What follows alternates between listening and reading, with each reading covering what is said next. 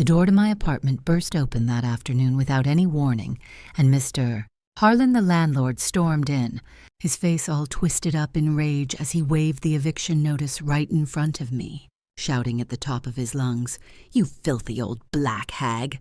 You're short by $1 stinking on the rent again, and I'm done putting up with worthless trash like you who can't even scrape together pocket change without leeching off decent folks."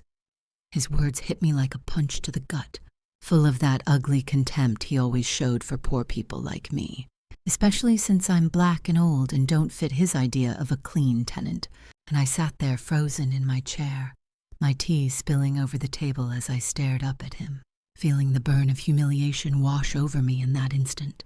Welcome to Melina's Stories.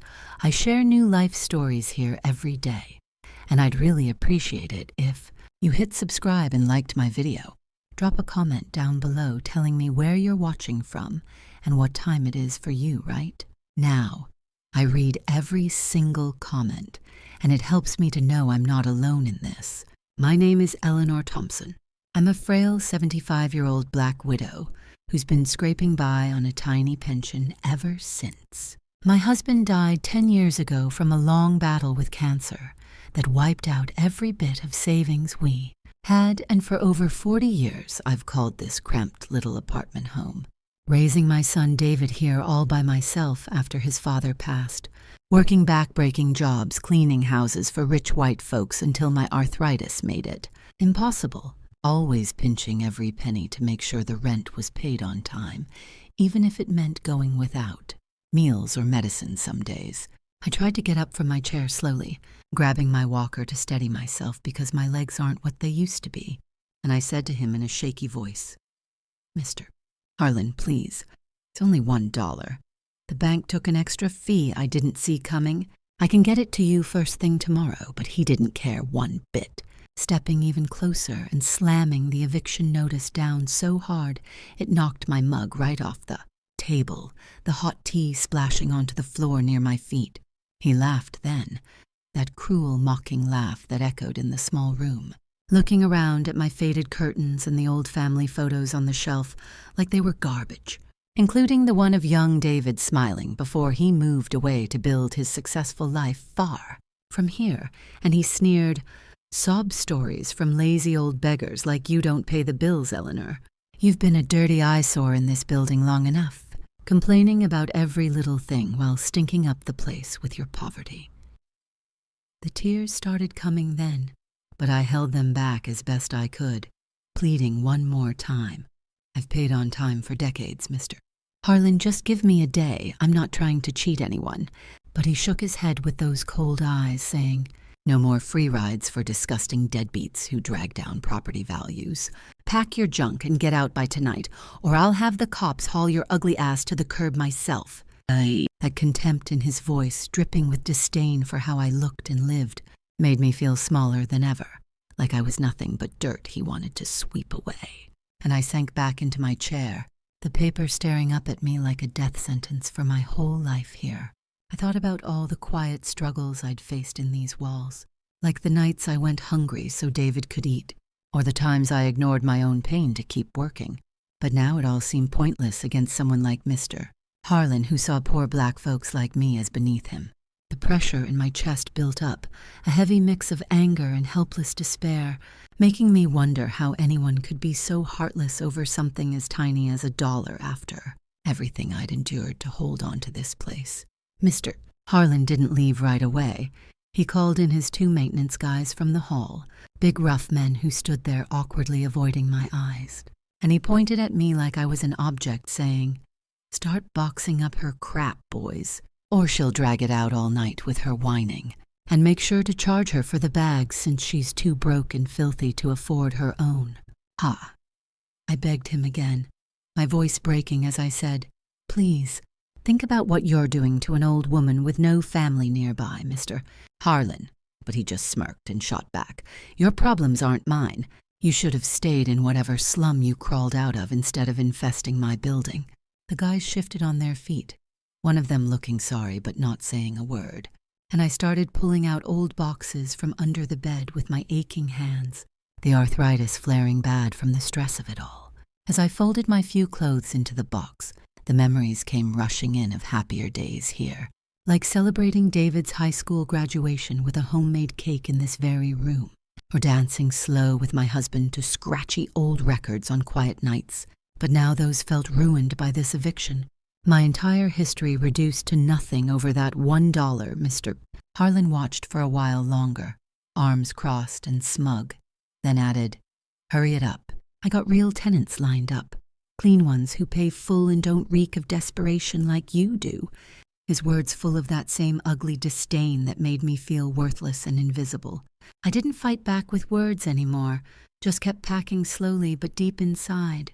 A spark of resentment started flickering, a silent promise that this cruelty wouldn't break me completely.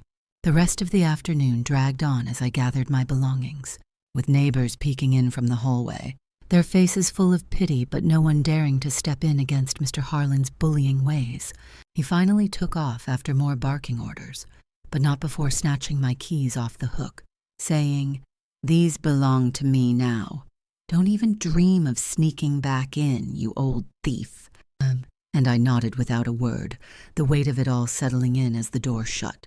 By evening I was worn out, my body hurting everywhere, the apartment stripped bare, and my life crammed into bags, and I sat on the floor for a bit, feeling the chill from the drafty boards, trying to figure out where I'd even go from here. After Mr. Harlan stormed out with my keys, I sat there on the floor for what felt like hours, but was probably just a few minutes, my mind racing through the shock of it all, trying to process how my home of 40 years could slip away over $1, that I honestly thought I'd cover the next day. The maintenance guys had left too, mumbling apologies under their breath as they went, leaving me alone with the boxes and the echoing silence of the empty apartment. But then I heard heavy footsteps coming back up the stairs, and the door swung open again, this time with Mr. Harlan holding a stack of official-looking papers in one hand and a toolbox in the other.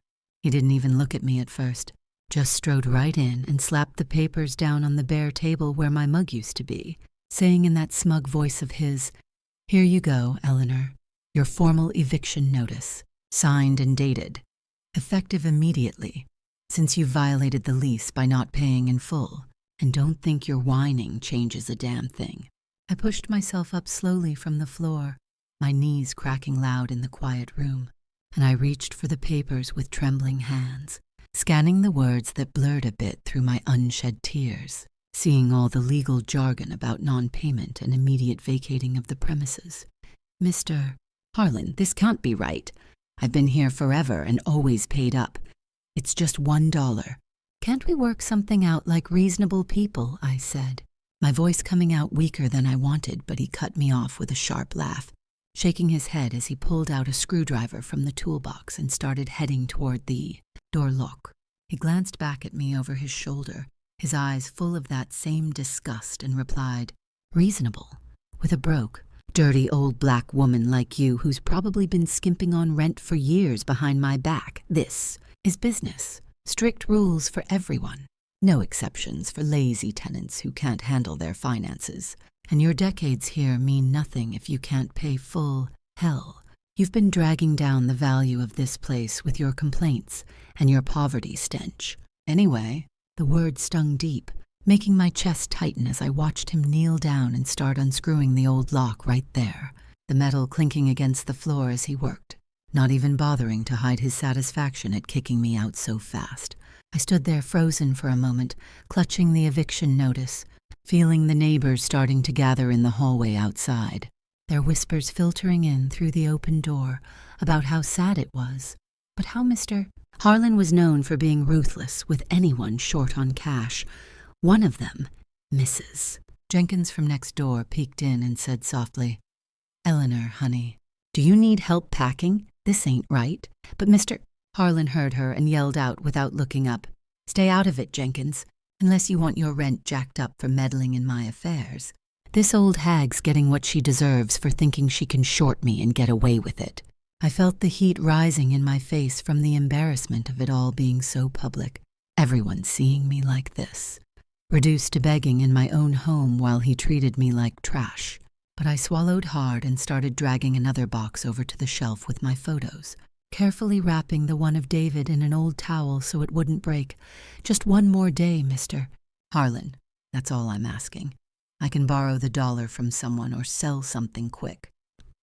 I tried again, hating how desperate I sounded, but he finished pulling off the old lock and slammed in a new one, testing the key with a click that sounded final, like a door shutting on my whole life.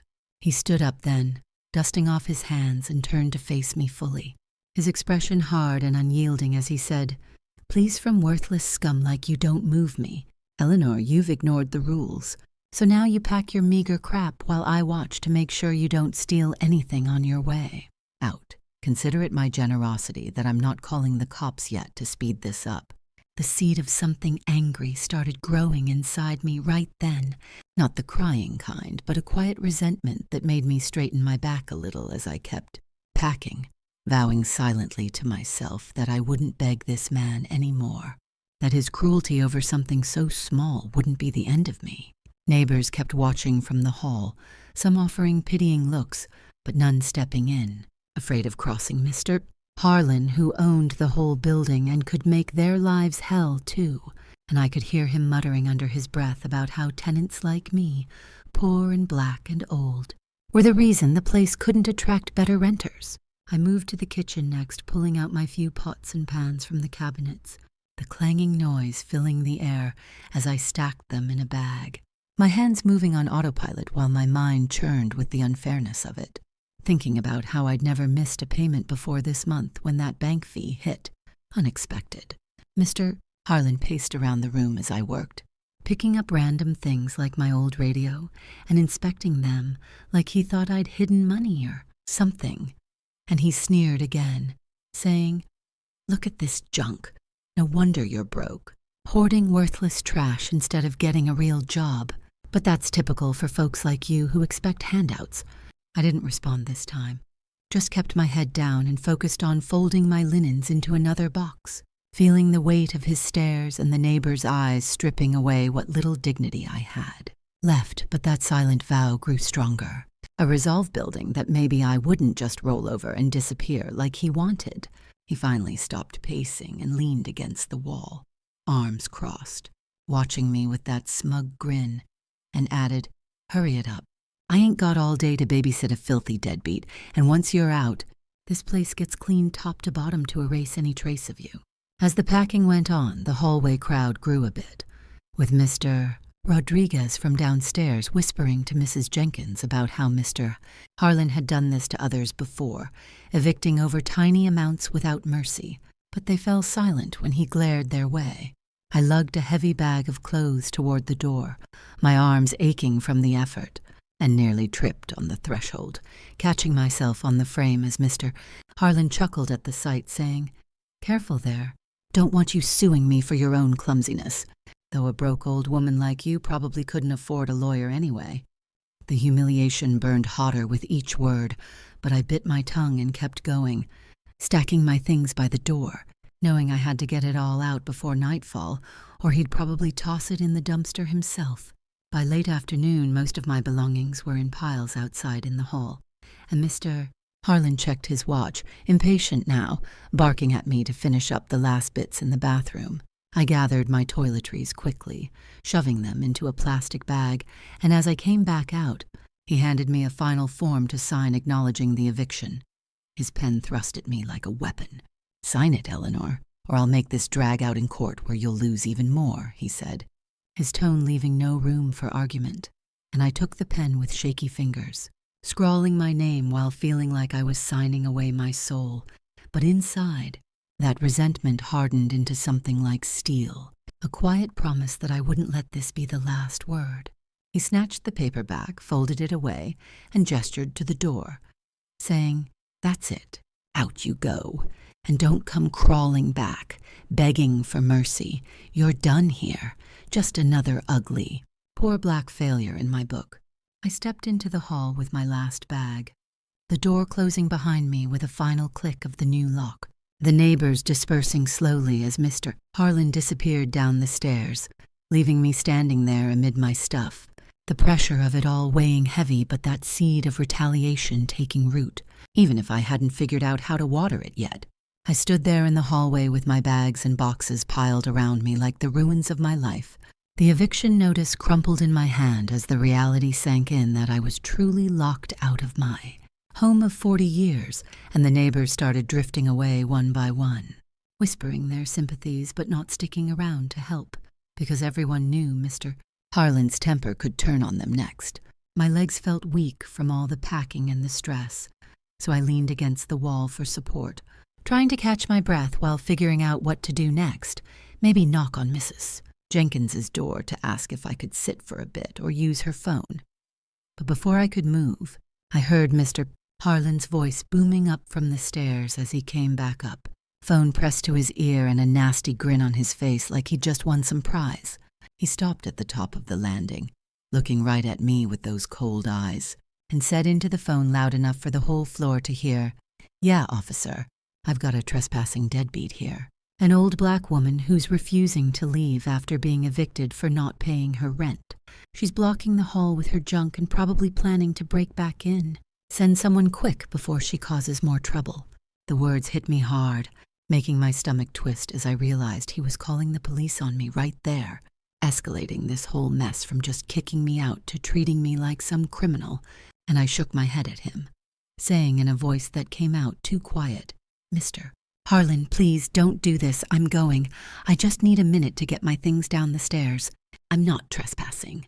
But he hung up the call and stepped closer, pointing a finger at my face as he raised his voice even louder, making sure any lingering neighbors could hear every word. "Oh, you're trespassing, all right. Eleanor, you signed the papers, and you're still here loitering like the filthy bum you are, shorting me on rent and now playing the victim. Folks like you always do, thinking you can get away with it because you're old and poor and black, but not on my watch." I felt the shame burning through me as doors cracked open again, people peeking out to see the commotion, and Mrs. Jenkins called out from her doorway, "Leave her be, Harlan. She's harmless." But he shot her a glare and yelled back, "Mind your own business, or you'll be next for harboring trash. This old hag's a deadbeat who hasn't paid full in who knows how long, spreading her poverty like a disease." My heart pounded faster as I started trying to gather my bags, slinging one over my shoulder and dragging another with my free hand. But my arthritis made it hard to grip, and I stumbled a bit on the uneven floor, dropping a box that spilled some clothes out into the hall. "Mr. Harlan laughed at that, a mean, echoing sound that filled the narrow space, and he kicked at one of my fallen shirts with his boot, saying, "Look at this mess. Officers are gonna love hauling your dirty ass out, Eleanor. You're nothing but a burden on this building, always whining about bills you can't pay and stinking up the place with your excuses. I've got rumors already spreading that you're a thief too, pocketing change from laundry machines downstairs." The lies stung deep, twisting the knife because I'd never stolen a thing in my life, always honest even when times were toughest, and I bent down slowly to pick up the shirt, my back screaming in pain from the movement, whispering to him, "That's not true, Mr. Harlan, you know it. Why are you doing this over $1? But he just smirked and pulled out his phone again, snapping pictures of me and my stuff scattered there, muttering, "Evidence for the cops. Show how you're vandalizing the hall with your garbage." The neighbors murmured more now, some shaking their heads in pity while others looked away, not wanting to get involved, and I felt so isolated, like the whole world was watching my downfall without lifting a finger. The public shaming making it all worse than just the eviction itself. Mr. Harlan kept going, walking up and down the hall and knocking on doors, saying loud to anyone who answered, "Hey, just so you know, Eleanor's out for good. She's a deadbeat who shorts on rent and probably owes money all over town. Don't let her con you into helping or you'll regret it.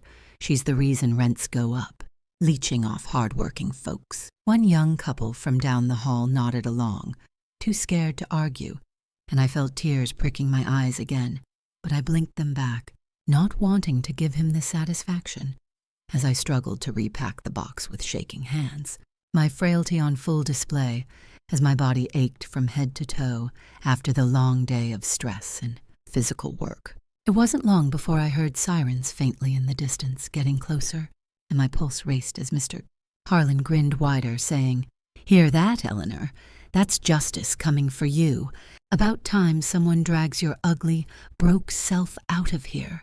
You've been an eyesore too long, with your complaints and your poverty dragging everyone down."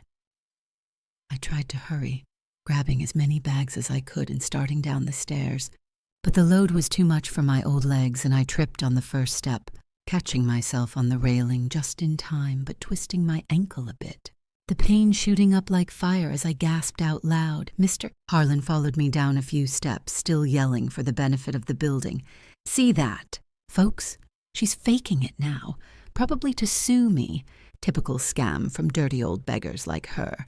But the cops will see right through it." The humiliation peaked as 2 officers came through the front door below, looking up at the scene, and Mr. Harlan called down to them, "Up here, officers. This is the trespasser I called about, Eleanor Thompson, evicted for non-payment, but she's refusing to leave and making a scene." The cops climbed the stairs quickly, one of them a young white guy who looked bored, the other an older black man who seemed a bit sympathetic when he saw me struggling with my bags. But they both listened as Mr. Harlan laid it on thick, showing them the eviction notice and the photos on his phone, saying, "She's short by $1 but claims it's a mistake. But I've had enough of her excuses and her type infesting the place. Get her out before she causes real damage." The older officer glanced at me and asked softly, "Ma'am, do you have somewhere to go?" And I nodded weakly, lying a bit because I didn't want more pity, saying, "I'll figure it out." "Officer, just let me get my things." But Mr. Harlan interrupted, "Don't fall for it. She's a liar and a cheat. Probably got a record of skipping out on bills." The younger cop sighed and said, "All right, ma'am, we have to escort you off the property. Landlord's rights, let's make this easy." And they each took some of my bags, helping me down the stairs, but it still felt like a perp walk, with Mr. Harlan trailing behind, smirking and muttering more rumors to anyone watching from their doors. We got to the bottom, and they set my stuff on the sidewalk outside, the cold December air hitting me like a slap as snow flurries started falling, making everything worse, and the older officer handed me a card for a shelter, saying, "Call this if you need help, ma'am." But Mr. Harlan snatched it back, saying, "She doesn't need handouts here, officers. She's out for good. Tell your buddies she's a troublemaker." The cops ignored him mostly, but they drove off after making sure I was off the property, leaving me there on the curb with my piles. People passing by on the street staring at the old black lady with all her worldly goods in trash, bags, and Mr. Harlan stood in the doorway, arms crossed, yelling one last time, "And stay out, you worthless hag, or I'll have you arrested for real next time. Your kind doesn't belong in decent places anyway." The isolation crushed me then. No family nearby, no immediate help, my body hurting from the stumble and the cold seeping in. But that seed of resentment grew a little more, a quiet fire amid the pain, as I sat on one of my boxes, wondering how much lower this could go before something broke. Mr. Harlan didn't stop there. He pulled out his phone again and started texting or posting something, probably spreading those rumors online or to other landlords in the area, making sure I'd have a hard time finding anywhere else, and he laughed as he went back inside, slamming the building door. I felt the peak of my suffering right there, vulnerable and exposed on the street, the emotional pain mixing with the physical ache in my joints and ankle, heightening everything to where I could barely think straight. But deep down, that vow not to beg held firm, even as the flurries turned to rain, soaking my bags and me. The rain started coming down harder as I sat there on one of my boxes on the sidewalk, the cold December drops soaking through my thin coat and into my bones, making my arthritis flare up even worse than before. And I looked around at the busy street where people hurried by with umbrellas, not even glancing at this old black woman with her life spilled out in trash bags like garbage, waiting for pickup. My ankle throbbed from that stumble on the stairs, a sharp reminder of how frail I'd become at 75, and I tried to pull a plastic bag over some of my clothes to keep them dry. But the wind whipped it away, leaving everything getting wetter by the second. symbolizing how completely I'd lost control of my simple life. No one stopped to help. Not the young professionals rushing home or the families in their warm cars. Everyone, too, wrapped up in their own worlds to notice an evicted widow like me, and I felt the weight of abandonment pressing down, heavier than the rain. As I realized I had nowhere to go, no family nearby since David lived hours away in his fancy city life that I'd never wanted to. Burden. I gathered what strength I had and started dragging my bags down the block, one slow step at a time, the rain mixing with the tears I couldn't hold back anymore, and my mind replayed Mr. Howe. Harlan's cruel words over and over, calling me a filthy old black hag and a deadbeat, making me feel like I was truly worthless after all those years of scraping by, honestly. The shelter the officer mentioned was too far for my aching legs in this weather with the load, so I headed toward a bus stop I remembered nearby. But when I got there, I dug through my purse and found only a few coins, not enough for the fare, and the driver shook his head at me through the window, saying, "Sorry, ma'am. Exact change only. Can't let you on without it," his voice muffled but clear in its rejection, leaving me standing there as the bus pulled away, splashing dirty water up onto my already soaked shoes. People at the stop stared for a moment, some with pity but others with that look of disgust, like I was some homeless bum dirtying up their space, and one woman muttered to her friend, "Look at her. Probably got kicked out for not paying. These old folks think they can live for free." Her words echoing Mr. Harlan's contempt and hitting me deep, amplifying the shame of it all. With no other choice, I kept dragging my things along the wet pavement, my arms burning from the effort and my back aching like fire, passing by shops closing up for the night where warm lights glowed inside, people laughing and shopping without a care. A stark contrast to my misery out here in the cold rain that felt like the world was crying on me. I thought about calling David, my successful son who'd made it big in real estate but who I hadn't spoken to in months, because I didn't want him worrying about his old mother. But my phone was buried in one of the bags and probably low on battery anyway, so I pushed the idea aside, not ready to admit how low I'd fallen yet. The walk felt endless as I inched along, the rain turning my bags into soggy messes with water seeping in. And when I reached inside one to check, I found the old photo of my husband, the only one I had left from our wedding day, now blurred and torn beyond repair from the downpour, a permanent loss that hit me like another eviction, taking away the last clear memory I could hold in my hands. I finally spotted a park bench under a flickering streetlight, collapsing onto it with a groan, my body shivering uncontrollably as the cold settled in deep, making me cough from the chill that I knew could turn into something worse at my age. Night fell fully then, the city lights blurring through the downpour, and I huddled there on the bench, pulling a wet blanket from one bag to wrap around me. But it did little good against the wind whipping through, and hunger gnawed at my stomach since I hadn't eaten since that weak tea in the apartment. Passers-by hurried faster now, avoiding eye contact, and a couple of young guys walked by, one of them kicking at one of my bags as they passed, laughing and saying, "Hey, Grandma, get your trash off the sidewalk. You're making the place look like a slum." Their voices full of that same disdain for poor, old black folks like me who didn't fit in their clean world, and I didn't even have the energy to respond, just pulled my things closer, feeling the isolation wrap around me like the rain, with no one to turn to in this moment of total loss.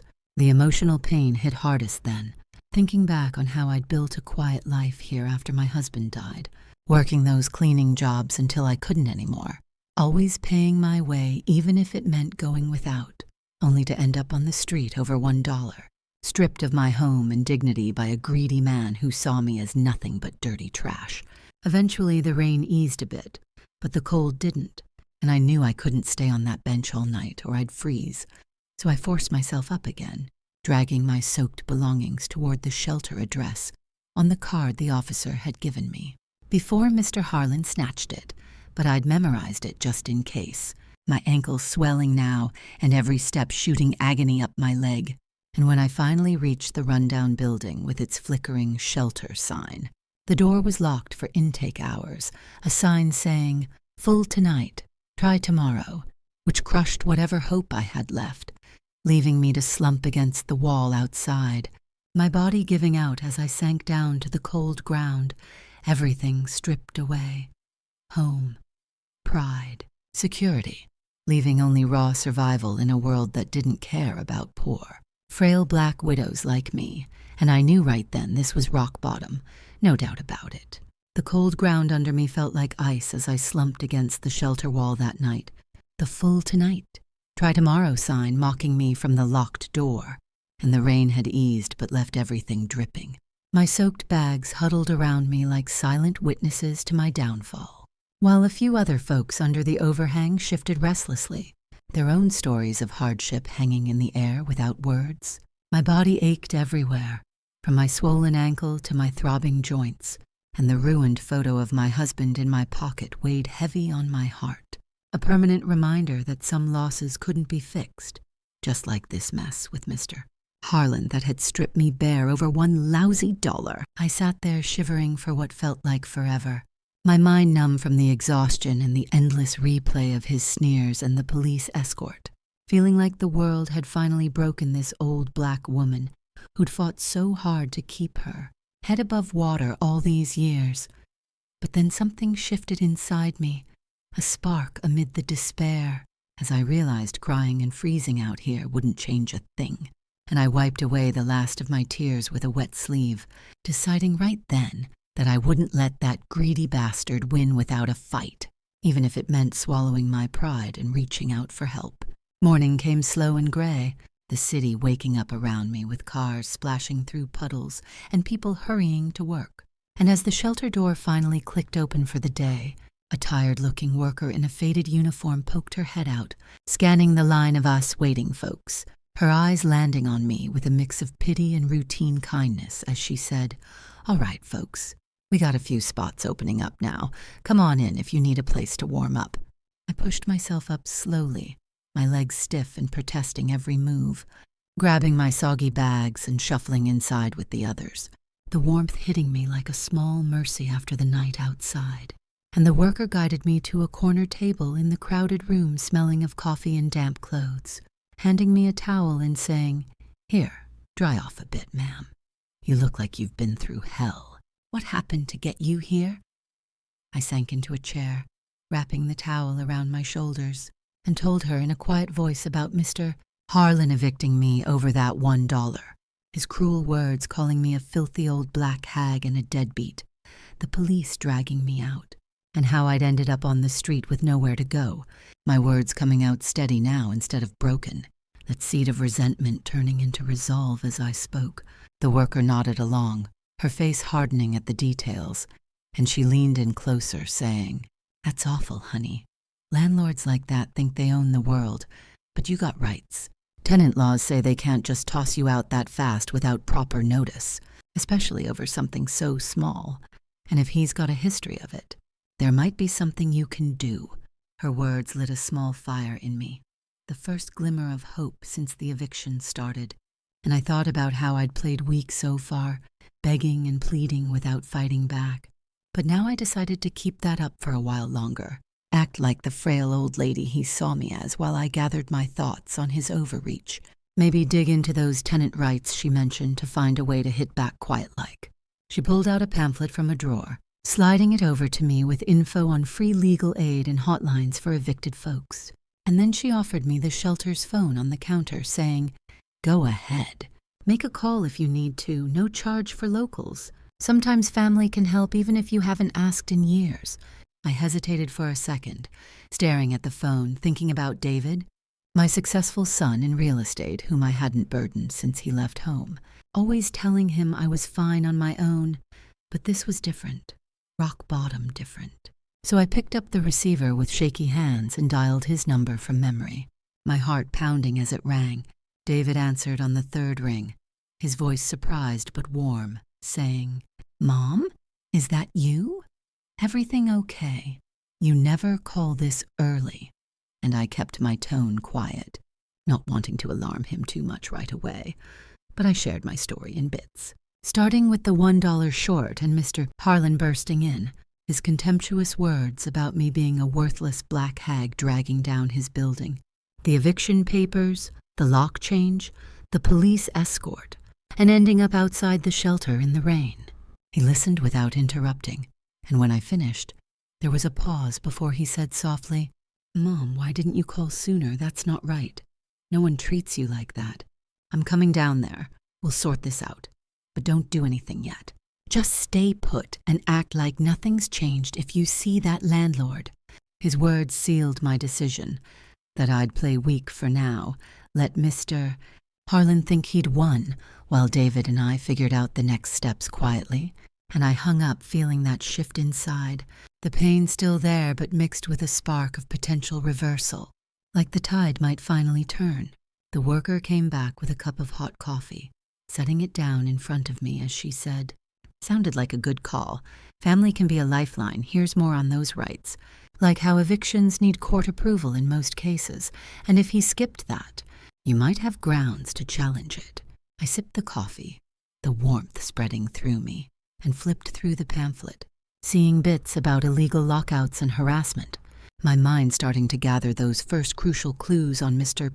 Harlan's overreach, things like how he changed the locks without a court order and called the cops too quick, which the worker confirmed might be violations worth noting. This moment felt like the awakening I needed, deciding to strike back subtle at first. With David's help and this advice on tenant rights planting the seeds for whatever came next, that glimmer of hope cutting through the pain even as I resolved to keep quiet and play the part of the broken old lady a little longer. I spent the rest of the morning there in the shelter, drying out my things as best I could, the ruined photo of my husband set aside like a scar I couldn't hide. But my thoughts focused now on the plan forming, how I'd stay hidden in my weakness while David arrived discreetly. No big scenes yet, just quiet gathering of what we needed to turn this around. The worker checked on me again, offering a sandwich and saying, "Hang in there, ma'am. I've seen folks come back from worse with the right info.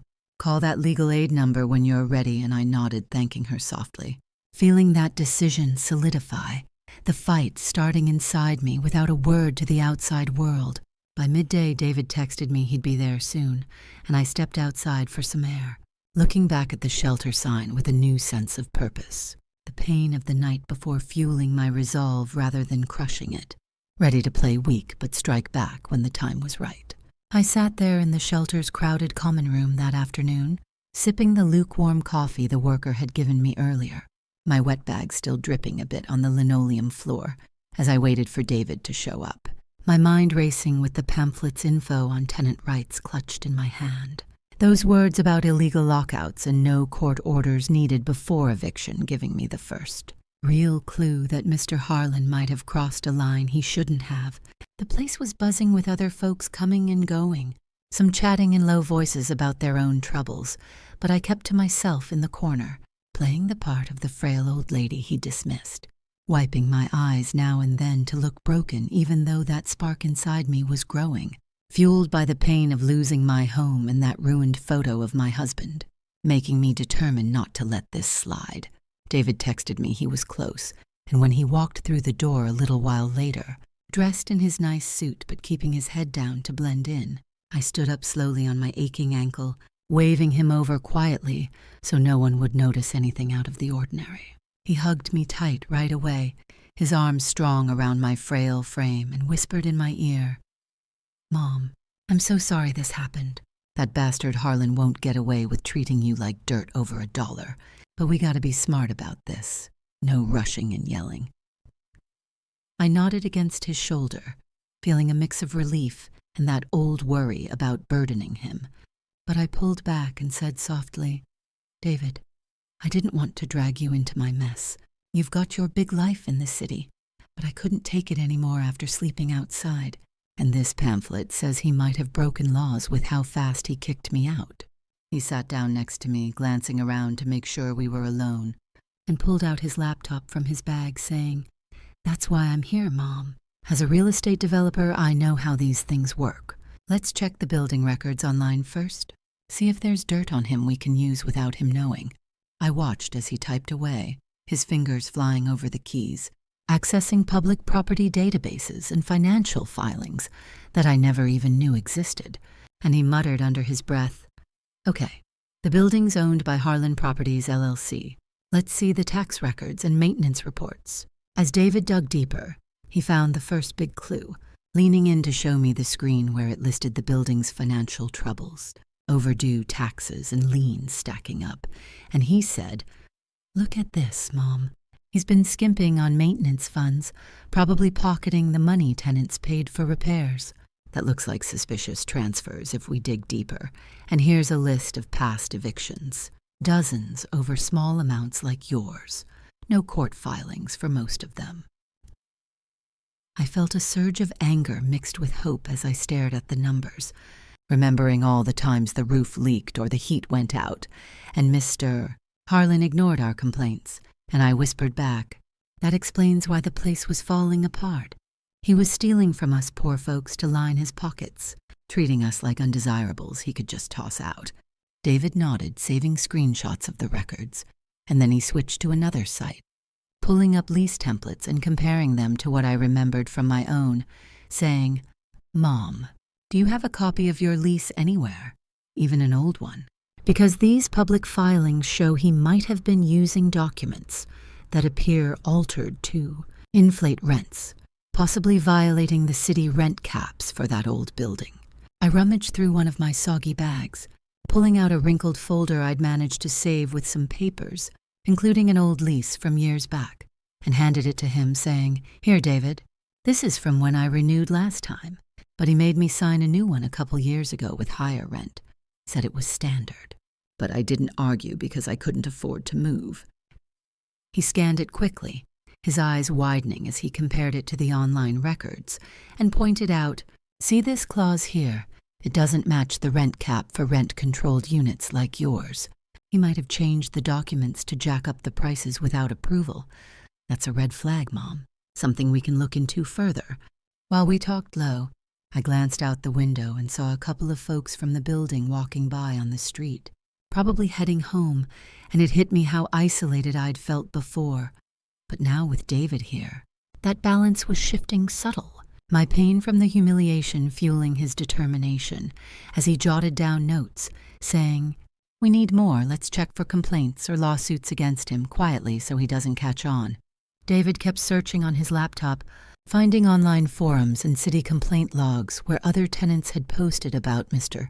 Harlan's unfair evictions, some even mentioning how he'd threatened them or spread lies just like he did to me. And he read one aloud softly.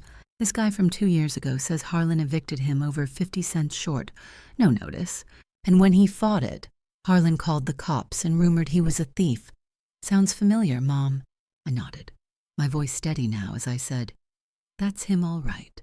Always boasting to his buddies about clearing out the poor and black folks he calls undesirables. Like we don't deserve a roof because we're not rich like him. But if we gather enough of these stories, maybe we can tilt things our way without him knowing yet." He agreed, emailing himself the links and printing out a few pages on the shelter's old printer that the worker let us use, keeping everything discreet.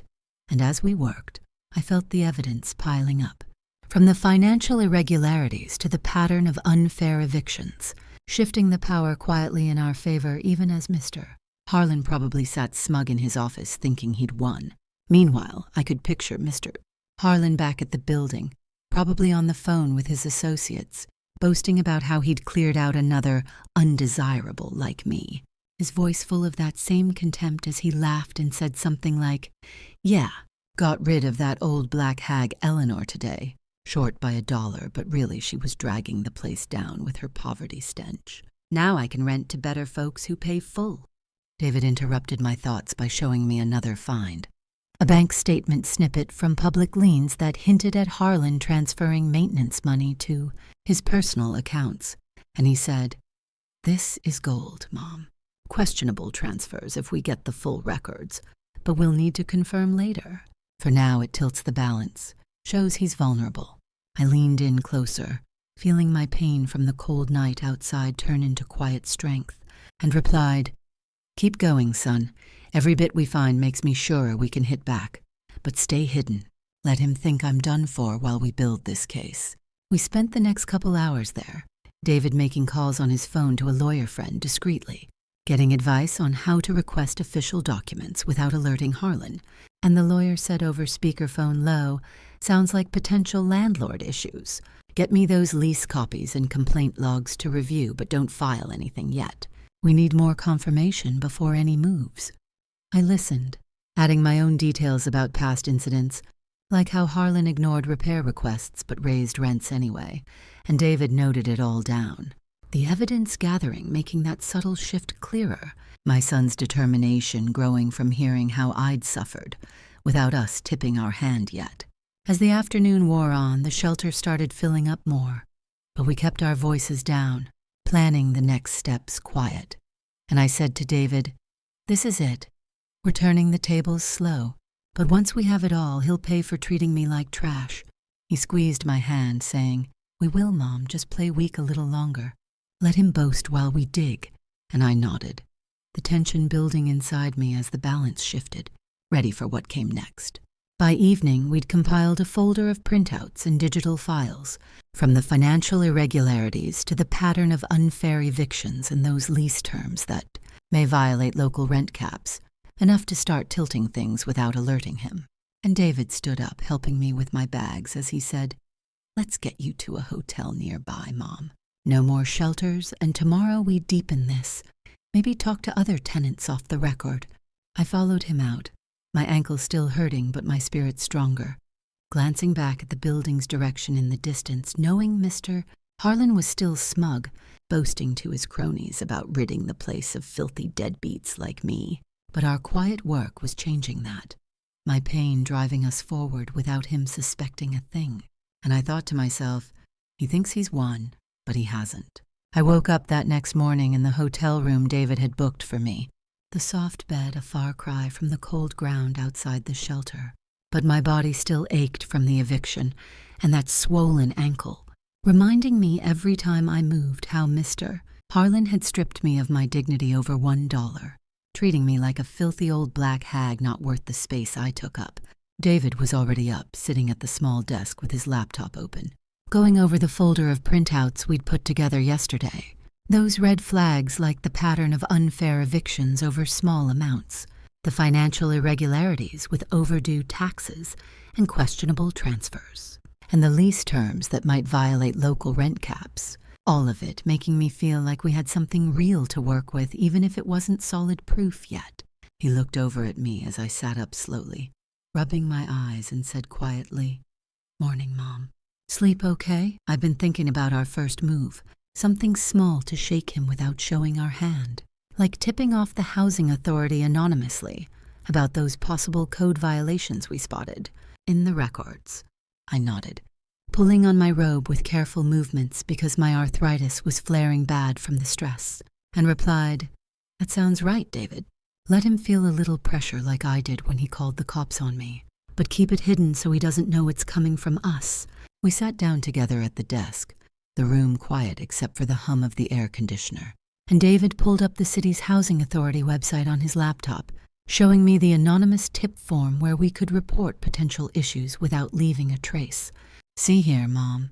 We can mention the maintenance skimping and those quick evictions without court orders.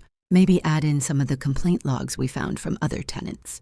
But keep it general so it looks like just another unhappy renter," he explained, his voice low and focused, and I leaned in closer, feeling that spark of satisfaction grow as I thought about Mr. Harlan getting a taste of his own medicine after spreading those lies about me being a deadbeat and a thief. I added my own details to the tip, dictating to David about how the roof had leaked for months without fixes, and how he'd ignored heat complaints in winter, probably because of those suspicious money transfers. And David typed it all in, saying, "This should trigger a surprise inspection, Mom. Nothing big yet, just enough to rattle him and get the other tenants talking." We hit submit together, my finger hovering over the button before pressing it, and I felt a small rush, like the first step in fighting back after all that humiliation of being dragged out by the police. In front of the neighbors. David closed the laptop then, standing up to help me with breakfast from the room service he'd ordered. Some eggs and toast that tasted better than anything I'd had in days, and as we ate, he said, "Now we wait a bit, Mom, but I bet it won't take long for them to act on a tip like this. especially with the pattern of evictions we hinted at. I nodded, chewing slowly, because my jaw was tense from clenching it all night in my sleep, and replied, "Good. Let him sweat like I did on that sidewalk in the rain, thinking he can toss out poor old black women like me without consequences. But this is just testing the waters, seeing if it shakes his confidence without him tracing it back."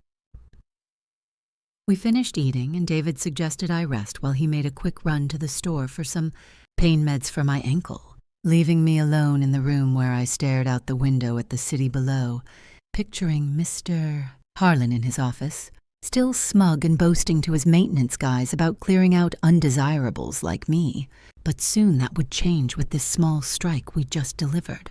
It wasn't even noon when David got a text from one of his contacts in the city offices, someone he knew from his real estate work who could tip us off discreetly. And he read it aloud to me as he came back in with the meds, saying, "Mom, it's happening faster than I thought. The housing authorities sending inspectors to the building this afternoon, based on an anonymous complaint. They're checking for code breaches like unrepaired leaks and safety issues." I took the pills with a glass of water, feeling my heart beat a little faster with cautious hope, and said, "That's our doing, David. That small blow to make him nervous. But remember, play weak if anyone asks about me, let him think I'm broken and gone." He agreed, sitting down to monitor things on his phone, and we waited together, the hours ticking by as I paced the room slowly on my bad ankle, the pain mixing with that restrained satisfaction of knowing we'd planted the seed of doubt in his world without him suspecting us yet. By late afternoon, David's contact texted again with updates, and he showed me the message saying, "Inspectors are there now, Mom. They're flagging potential issues here and there, like possible faulty wiring and those ignored leaks, and Harlan's seeming frustrated, muttering about how it's a hassle, but he can't prove anything." I imagined the scene in my mind, Mr. Harlan storming around the building with his face red like when he burst into my apartment, but this time he was the one on the defensive. The inspectors noting concerns that could lead to follow-ups, like the eviction notice he slapped. "Down on me. Serves him right," I whispered, sitting back on the bed with a small smile. "For thinking he could evict folks over pennies and pocket the maintenance money. This shakes his confidence without us showing our faces." David nodded, replying to his contact for more details, and added, "The tenants are starting to complain openly now, Mom, hearing about the inspection and piling on with their own stories, like Mrs. Jenkins mentioning how he shorted her on repairs too. It's planting distrust among them, making his inner circle question him." As evening set in, we ordered dinner to the room, some simple chicken and rice that I ate while David kept checking updates, and he said between bites, "Harlan's on the phone with his lawyer now, according to my guy, ranting about sabotage but with no one to blame. Possible citations pending review if they confirm anything." I felt that quiet satisfaction deepen, like a warm glow cutting through the pain of my ruined life, and replied, "Good. Let him suspect but not trace it back. This is our first counterblow, testing how he reacts without the full reveal." The TV droned in the background with some news show, but I ignored it, focusing on how this small strike was already working, the other tenants whispering among themselves about Harlan's shortcuts, some even posting in those online forums we'd found, adding to the pressure without knowing we were behind it. David's phone buzzed again later that night, and he read the final update for the day, saying, "Inspectors left with notes on concerns, Mom. Harlan's holed up in his office looking shaken, telling his maintenance guys to check things quick, but they're grumbling about unpaid overtime. It's starting that distrust in his circle." I leaned back against the pillows, my ankle propped up, and said softly, "Perfect, David. He thinks he's still in control, but this looms over him like those possible citations, making him doubt his own setup." We talked a little more about next steps, keeping everything discreet, and as I drifted off to sleep, I pictured Mr. Harlan pacing alone, his confidence cracked just a bit from this surprise, while I lay here in safety, my quiet satisfaction growing as we tested the waters for the bigger moves ahead. The next morning brought more whispers from David's contact, suggesting the inspection had rattled Harlan enough to cancel a meeting with potential new tenants. and I said to David over coffee, "See, son, that small, painful strike is working. He's feeling the heat without knowing where it's from, and the tenants are complaining louder now, planting those seeds of distrust." He agreed, scrolling through his notes, and replied, "Yeah, Mom, but we stay hidden. Play weak like you're still out there struggling. Let this build without rushing." I nodded, feeling the balance shift a tiny bit more in our favor, my pain from the humiliation turning into fuel for this quiet fight, knowing this was just the start, without full exposure yet. The trap beginning to tighten slowly as we chose to wait and gather more. I was sitting in the hotel room that next afternoon after the inspection updates, sipping a cup of tea David had made for me from the little kitchenette, my ankle still propped up on a pillow to ease the swelling. But the ache in my body was nothing compared to the mix of hope and worry churning inside me from our small counterblow, that anonymous tip shaking Mr. Harlan just enough to make him cancel meetings and grumble to his guys. David was on his laptop again, checking for any new whispers from his contact, and he looked up at me with a cautious smile, saying, "Mom, things are quiet so far, but let's not get ahead. He might push back if he suspects something." I nodded slowly, setting the cup down on the side table, and replied, "I know, son. Men like him don't go down easy. Always got one more dirty trick up their sleeve. But for now, it feels good knowing he's unsettled after treating me like trash over that $1. We talked a bit more about reaching out to other tenants off the record, maybe getting their stories to add to our folder of red flags, like those questionable money, transfers, and eviction patterns.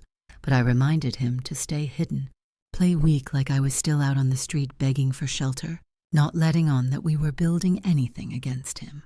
That's when David's phone buzzed with a new text from his contact, and his face tightened as he read it, handing it over to me without a word. The message saying Harlan was on a rampage now, calling around to spread vicious lies about me and my family to anyone who'd listen. I felt a cold knot form in my stomach as I scrolled through the details, how he'd been telling the other tenants and even some local landlords that my son David had abandoned me years ago because of my filthy habits and lazy ways, and claiming I was a hoarder who stunk up the place and that's why no family wanted me, making it sound like I deserved the eviction and more. "That lying bastard," I muttered, handing the phone back to David, my hands shaking a little from the fresh humiliation, like he was twisting the knife even after kicking me out, and David said softly, "Mom, it's just talk, but he's trying to poison the well. Make sure no one helps you or talks to us if we reach out." "Audi," I stood up carefully, pacing the room despite the pain in my ankle, feeling that old isolation creep back in, and replied, "He's panicking, David, spreading those ugly lies about me being dirty and abandoned because he's scared of what that inspection flagged, but it hurts hearing him trash our family like that, especially since you've been nothing but good." David tried to calm me, sitting me back down and saying, "We'll handle it, Mom, but we gotta be careful. His lies could scare off potential witnesses like Mrs. Jenkins, who might have complained during the inspection." I nodded, but the pressure built as another text came in. This one with more details from the contact about how Mr. Harlan was threatening legal action against anyone caught helping me or bad-mouthing him, claiming he'd sue for slander if tenants kept piling on with their stories. And he'd even destroyed some old maintenance records in his office to cover his tracks on those. Ignored repairs. "See that, son?" I said, pointing at the screen, my voice steady but angry. "He's intensifying the sabotage, burning evidence, and bullying folks into silence, making it look like I've got no chance of getting any real statements from the building." David frowned, typing back to his contact for confirmation, and replied, "Yeah, Mom, it's a reversal." He's striking back hard to shut down the noise from the inspection. "But we can't let it stop us. Just means we dig quieter." I felt the stakes heighten right then, like our small hope was flickering under his boot, appearing to doom our counterattack just as we'd started building momentum. As the day wore on, more updates trickled in, David relaying how Harlan had posted notices in the building hallway, warning tenants not to spread, false rumors about code issues or face eviction themselves, and he'd called a meeting with his maintenance guys to grill them on who might have tipped off the authority. His paranoia growing, but still no finger pointed at us. I sat there listening, my tea gone cold in the cup, and said to David, "He's destroying potential witness statements before we can get to them, son. Threatening folks like he threatened me with the cops. It's his way of fighting back when he feels cornered." David agreed, closing his laptop for a break as we ordered some lunch to the room, sandwiches that I picked at without much appetite, and he said between bites, "Mom, this makes it tougher, but it's a sign our tip worked. He's rattled enough to overreact. We just hold steady and play weak longer." I nodded, but inside the worry gnawed at me, thinking about how those lies about David abandoning me could stick if they spread far, ruining our family's name just like Harlan ruined my home. And I whispered, "It feels like he's winning again, David, shutting doors we need open." By evening, the texts kept coming. David's contact mentioning how Harlan was rushing to sell the building cheaply now, putting out feelers to quick buyers to cover his debts from those financial irregularities we'd spotted, making it seem like any chance of me returning or us exposing him was slipping away fast. "Look at this, Mom," David said, showing me an email screenshot from the contact about a lowball listing Harlan had sent to some investors, undercutting the value to get cash quick. And I felt my chest tighten, saying, "That's his escalation, son. Selling off the place to wash his hands of the mess before the inspectors follow up on those flagged issues. It makes our whole plan feel doomed." David put a hand on my shoulder, his voice calm but firm, replying, "Not yet, Mom. It's a desperate move. Shows he's scared, but we can't rush in. Gotta let him think he's safe while we adjust." I leaned back in the chair, staring at the wall, the reversal hitting hard as hope dimmed, like I was back on that rainy sidewalk with no way out. But that seed of resentment held on, waiting for our next quiet step. We talked late into the night, David sketching out ways to counter without exposing ourselves, like maybe anonymous calls to potential buyers, warning them of the code concerns pending review. But we decided to wait. Not push too hard yet. "He's striking back fierce, Mom," David said as we turned off the lights, threatening everyone and rushing the sale to bury his tracks. "But it's not over. We stay hidden and watch how it plays." I lay there in the dark, my ankle throbbing and my mind racing with his vicious lies about my filthy habits and David's supposed abandonment, feeling the isolation wrap around me again. But I whispered to myself, "He thinks he's dooming us, but we'll see." The next morning over coffee, David's contact sent one more update, how Harlan had shredded more papers and warned tenants against talking to meddlers, his sabotage intensifying to silence any dissent. And I said to David, "This reversal hurts, son, appearing to kill our momentum just when hope was building, but we hold on, play weak and gather what we can." He nodded, scrolling through his notes, and replied, "Yeah, Mom. Let him overplay his hand. We'll be ready when the time comes." I felt the stakes sky high now, like one wrong move could end it all. But that quiet strength kept me going, even as his strikes back made everything feel precarious. I sat there in the hotel room that evening after hearing about Mr. Harlan's latest strikes back, the lies about David abandoning me and those threats to sue anyone helping, plus him putting out feelers to sell the building cheap to cover his tracks. And it felt like the walls were closing in again, my ankle throbbing as I paced slow despite the pain, wondering if we'd ever get ahead of his sabotage.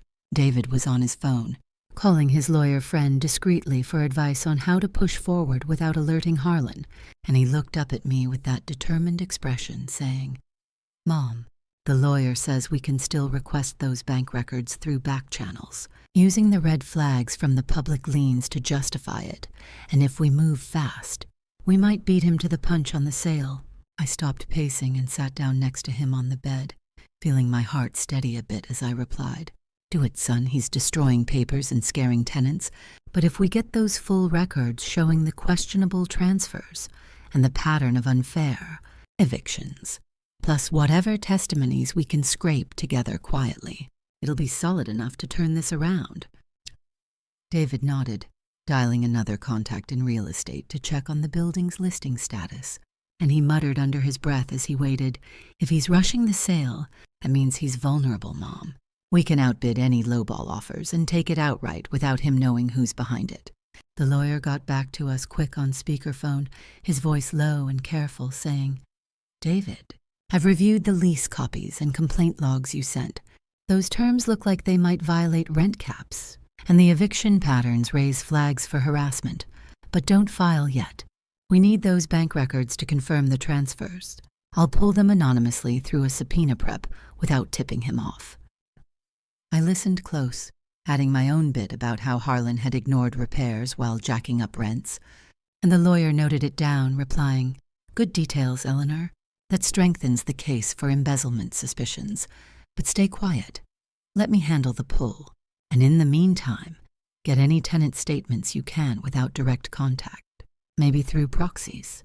David thanked him and hung up, then switched to his laptop to monitor the building's market whispers, saying to me, "Mom, I've got a shell company set up from my business.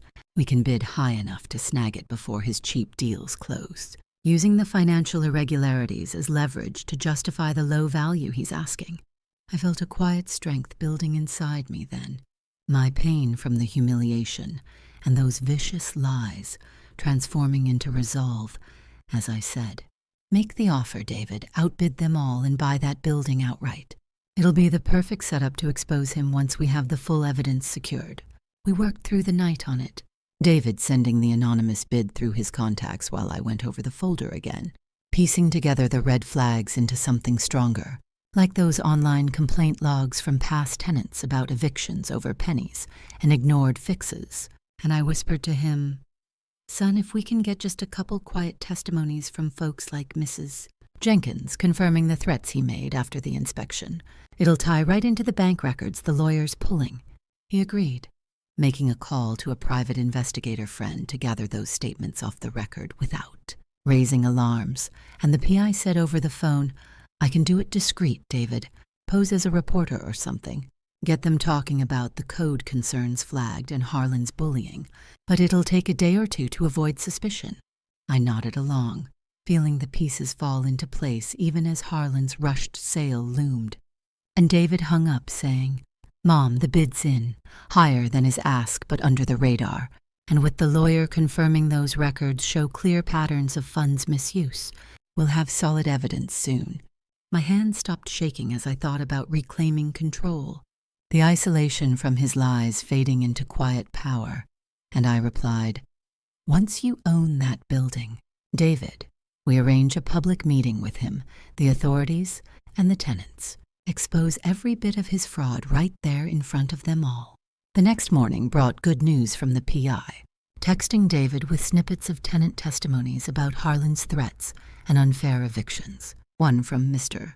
Rodriguez saying how he'd been shorted on repairs for years while rents climbed, tying into those possible lease violations, and David read it to me over coffee, saying, "This is it, Mom, solid stuff to back the bank records the lawyer just emailed over, showing those transfers that look like embezzlement." I scanned the documents on his screen, seeing the numbers that proved he'd pocketed maintenance funds while letting the place fall apart, and I said firmly, "Combine it with the testimonies and the inspection notes on flagged concerns. David, it's enough to nail him, but keep it hidden until the meeting." He grinned a little then, checking his email for the bid update, and announced, "Mom, we got it. The building's sold to my shell company." He took the quick cash without knowing it's us. Now we own the place outright. I felt a surge of quiet strength wash over me, my pain from being called a filthy hag and abandoned turning into empowerment as I stood up, straighter, saying, "Perfect, son. Now set up that meeting. Invite Harlan, the housing authorities for the follow-ups, and all the tenants. Tell them it's about the new ownership and code issues. But don't reveal us yet." David made the calls right away, posing as the new owner's rep through the shell company, scheduling the meeting for the next day in the building's common area. And he said to me after hanging up, "It's done, Mom.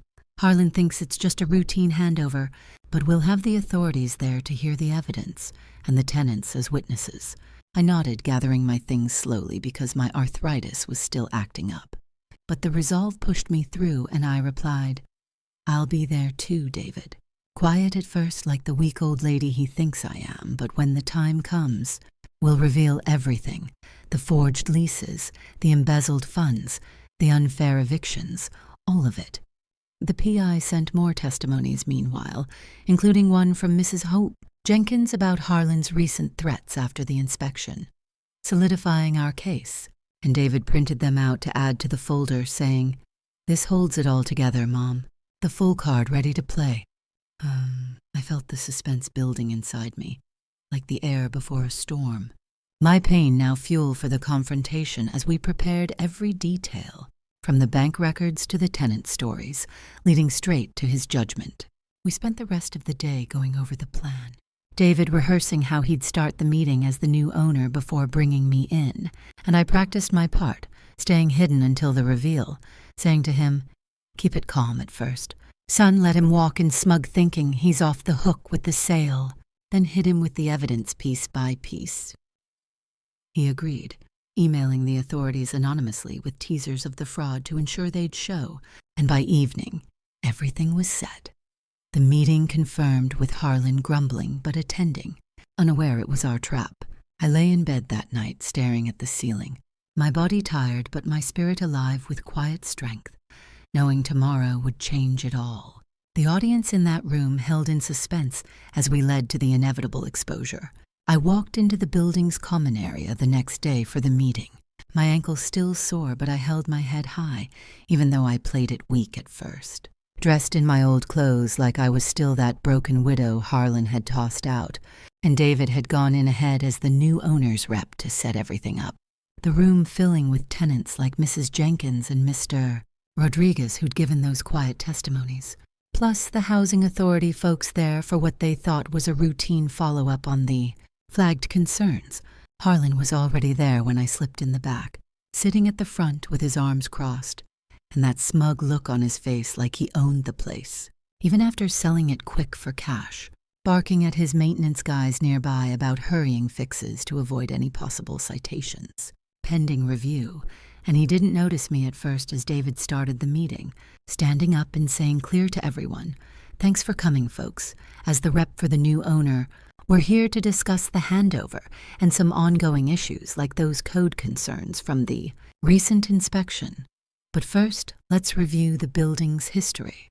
The tenants murmured a bit, some nodding because they'd been whispering about Harlan's shortcuts ever since the inspectors flagged those potential issues, and Harlan leaned forward, his voice sharp, as he interrupted.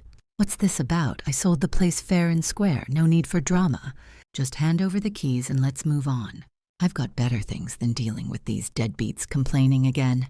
David kept his cool, pulling out the folder with all our evidence, starting slow by projecting the bank records on a screen he'd set up. Those questionable transfers that looked like embezzlement, where he'd pocketed maintenance funds while ignoring leaks and heat complaints.